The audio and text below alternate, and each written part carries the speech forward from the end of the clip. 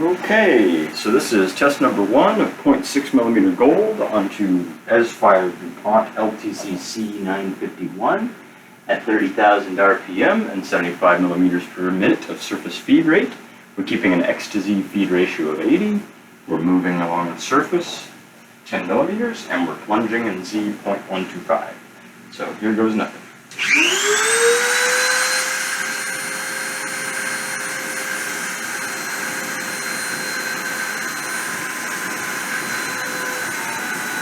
Contact, 80.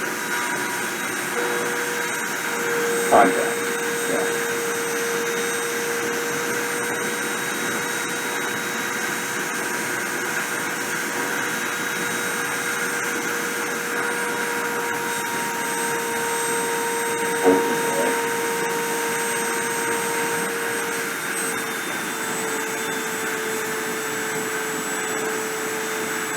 Loading the front.